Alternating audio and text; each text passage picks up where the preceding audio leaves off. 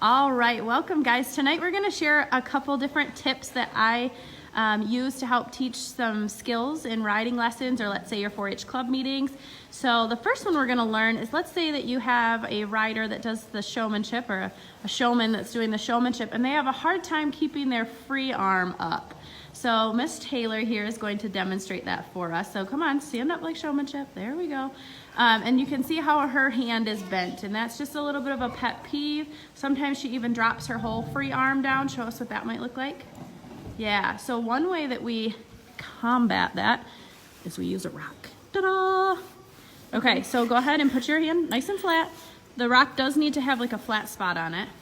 And now she's gonna go and do her showmanship work tonight and not lose the rock. It doesn't necessarily need to be that big of a rock, just something that is a physical reminder that she can't drop her hand or she dropped the rock. So it'll start to become muscle memory for her to hold her free arm in the correct position. It's actually not as hard as this might look, so she can trot and do all the things without losing that rock if she keeps that nice flat spot on her hand. She should look up and where she's going though. Good girl. All right. Another thing, let's say that a rider has, or a showman, go ahead and stop, Taylor, has a hard time keeping their fingers closed. Just to give you an idea what that might look like. So go ahead and like have loose fingers on your lead. Yep. Here is a secret. It's my thing that I do, so I really notice it. And it's a dangerous thing, because if your horse just popped its head up, they could take the chain or the lead right out of your hand. So if you put a little rock, you know, something that's maybe like the size of a marble or smaller, even like a kernel of corn. Oh, you found one? It might be a poop chunk. It might be a poop chunk, also works.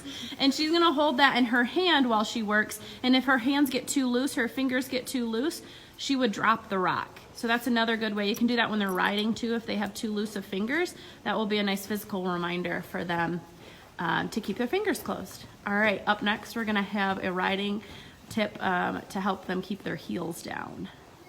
All right, Michigan 4-H participants, we have a nice little horse show hack for you. If you're looking for ways to help teach your riders how to keep their heels down and keep a lot of weight in their stirrups, and they're having a hard time, here is a good way to keep them honest. Do you think it's a good way, Aaliyah? Yeah. So we took some spurs. We know that this does not bother our horse, the jingling and stuff, so you have to make sure the rider's ready for it. But you hook them right on their toes, and let's see what would happen if you were to put your toes down. They're gonna fall off, especially if she's trotting or something. So we're going to have her do some, she's actually ready to really step up her game, and she's got no stirrups right now. So she's gonna do some posting without stirrups with spurs on her toes. This is great work getting ready for show season.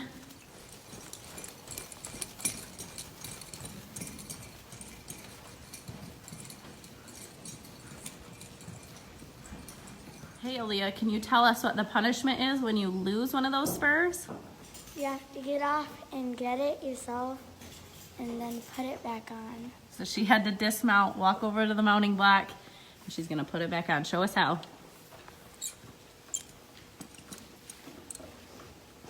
She doesn't get to put it too far back because that's just too darn easy. Good girl. All right, Brindley and Romeo are going to help us demonstrate a trick for helping students keep their elbows in. So this is a really good thing for a horsemanship or an equitation class. And we are going to use flowers because that's what we have. But you could also use things like dollar bills or what have you. All right, so we will pretend, I'm gonna have you grab both of those. We'll pretend that you have trouble keeping your elbows in. So what you're gonna do is hold those between your elbow and your side.